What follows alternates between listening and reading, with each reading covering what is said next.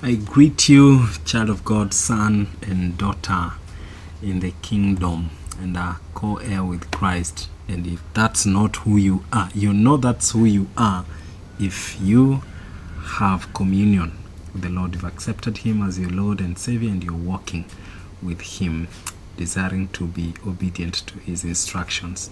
But if that's not how your life looks like, if you do not have communion with the Lord, you have not started, with the initial thing, which is seeking a relationship with the Lord, my prayer and desire is that you will become a co-heir with Him. And so if there is someone close to you that you like to have these conversations with, please reach out to them and they will guide you on how you can become a co-heir, a son, a daughter in the kingdom. I am delighted to bring to you life today. Life is the big life of God, which we find in one of the spaces where we find the life of God is in His word. This word is alive. Okay, it's alive, and it brings life to those who take it in. Okay, so today I want to bring to you Deuteronomy chapter 4. But before I get to chapter 4, there are a few thoughts that I want to drag with me from a portion of chapter 3. Okay, from a portion of chapter 3. Actually, two thoughts. Let me see. Two thoughts. And the first thought is that within that very chapter 3, there is division of land that happens on the east side of Jordan. And this basically speaks about the tribes of Reuben and Gad. The tribes of Reuben and Gad. These two tribes saw the land on the east of Jordan suitable for their needs, and they requested Moses, would you allow us to have this as our inheritance? And the conversation, carries on in that space, and Moses goes like, what do you mean? Okay, God has promised land on that other side, and now you want to abandon your brothers because you've seen something that seems to be suiting you. And they make a commitment to Moses that no, our intention is not to abandon our brothers. If you allow us to settle here, because we have seen this and it looks beautiful to us, looks like what we will need, okay, we will have our wives and our children and our possessions stay here. And then the men, the warriors, will go with our brothers until we ensure they have each received their portion. Then we will come back and reunite with those that we've left behind. And Moses, of course, having consulted the Lord as he continually did, sees that that is a good thing to do. Okay, and so he allows them to do that. And the interesting thing I found in these conversations that the Lord actually protects the children of Israel, the wives and the children and their possession. Okay, until they come back and they find them safe. The other thing, so Moses narrates that as well, the children of Israel. Okay, the other thing is how Moses is forbidden to enter the land. Okay, and this is what he says: at that time I gave Joshua this charge, you have seen for yourself everything the Lord your God has done to these two kings. At that time I pleaded with the Lord and said, O sovereign Lord, you have only begun to show you greatness and strength of your hand to me, your servant. Is there any God in heaven or earth who can perform such great and mighty deeds as you do? Please let me cross the Jordan to see the wonderful land on the other side. But the Lord was angry with me because of you, and he will not listen to me. What does Moses mean here?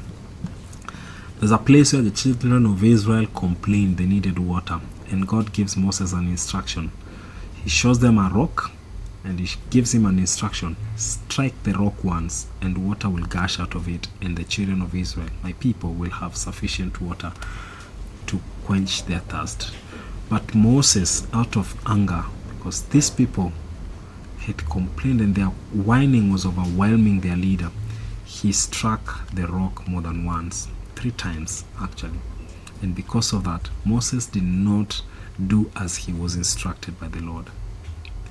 This, in my memory, is the only time Moses did not do as the Lord had instructed him.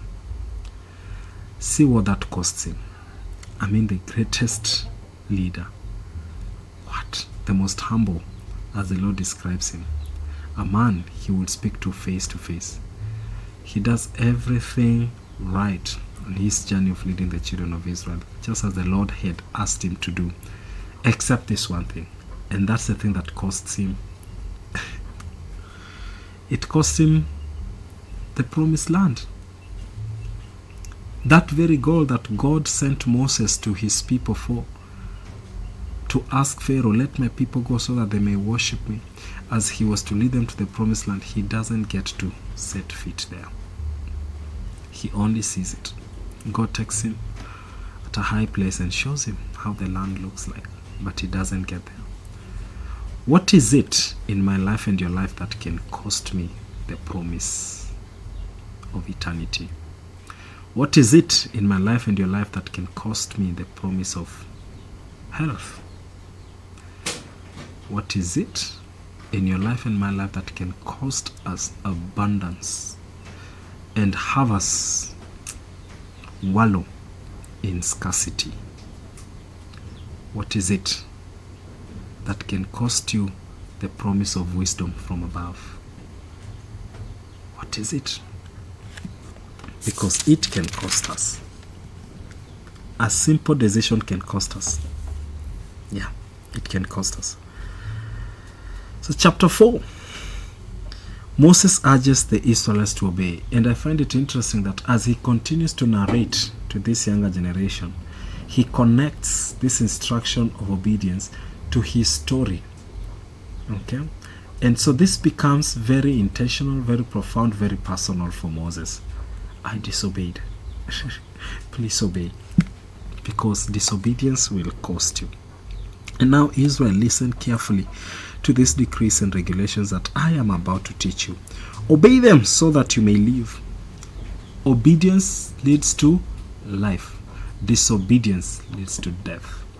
Adam disobeyed, and that led to death. Jesus obeyed God even to the point of death. Death on a cross, and that led to life. Simply put, you obey today, you live. You disobey, you experience death. Okay? Do not add to or subtract from these commands I am giving you. Just obey. Don't add. Don't work yourself out so much. Don't add. Don't subtract. Just obey. That is the instruction. Just obey the commands, just as the Lord has given them to you. There are times when God speaks things to us and we want to explain them better. We want to add deeper meaning. We want to find a deeper meaning. We want to understand fully what it really means. God has just said it, just obey. We want to now, relate to the instruction to the different circumstances, so that it makes sense to this given circumstance, so that God will understand this was a different circumstance. Just obey. You saw for yourself what the Lord did to you at Baal Peor. There the Lord your God destroyed everyone who had worshipped Baal, the god of Peor. But all of you who are faithful to the Lord your God, you are still alive today. Obedience leads to life. But watch out, be careful never to forget what you yourself have seen. What have you seen? What's your testimony? How have you experienced God? There are spaces where I have faltered and I've seen the wrath of God. There are spaces where I've obeyed and I know how God responds to me, how God treats me when I obey. And the idea is that should teach me then how to respond to God in future. I still falter, but my prayer and hope is that these past experiences, they teach me, they remind me of what God expects of me. Moses goes on and gives the people a warning against idolatry. Why? Because this is the sin that God hates the most. Why? Because idolatry means you've turned away from the Lord and you're lifting up another God. And he says he's a jealous is a God who burns with jealousy, where worship or glory is given to something or someone else. But be very careful. You did not see the Lord's form on the day he spoke to you from the heart of the fire at Mount Sinai. So do not corrupt yourselves by making an idol in any form. What's an idol? An idol is anything or anything, anyone, any place that we allow or we have already allowed to take the place of God. This could be something you have valued more than God, anything that competes with the place of God in your life. Could be a thing God has given you, but now you've raised it up above the giver. It could be someone God has brought in your life, but now you're lifting them up above the God himself. This could be your spouse. This could be, a relative. This could be your child. A friend. Could be a resource God has given to you. A job. You prayed so hard for it and God gives it to you, and now it has become a God. You worship your God. It could be something you've worked for. Could be a degree or a qualification you've worked for so long, and now it is becoming a God. It could be an idea. It could actually be the faith itself that God has given to you, and how that plays out in being religious and pious. Religion becomes a God. And usually that seems like so good. Seems like we are worshiping God, but we really are not. We are worshiping a form of God, godliness. What is it in your life that brings you to the danger of kicking God out and lifting something else or someone else? What is it? Is there something that is competing with God in your life today? Watch out. Moses gives the Israelites a warning about that. The Lord gets angry when we lift other things. Why? Because from verse 32, chapter 4, the Bible says, now search all of history from the time God created people on the earth until now, and search from one end to the heavens to the other. Has anything as great as this ever been seen or heard before? Has any nation ever heard the voice of God speaking from fire as you did and survived?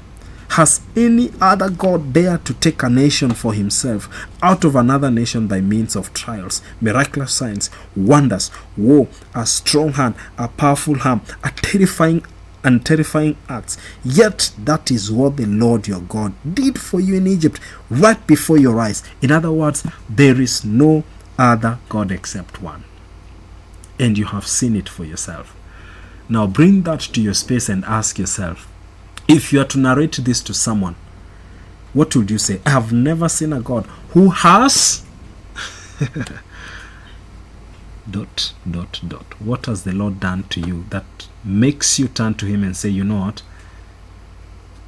It's only you, and there is no other. It's only you, and there is no other. Praise be to God. Praise be to God. So 2 things from this chapter. 2 things. Watch out and ensure that you obey the instructions that the Lord gives to you, because that's what he's looking for. He's not looking for sacrifices, he's looking for obedience. Then secondly, watch out that part of your obedience is ensuring that God remains God in your life, that you do not lift up any other thing, idea, person, or even place above God, but keep God where he needs to stay, and everything else at their rightful place. God bless you.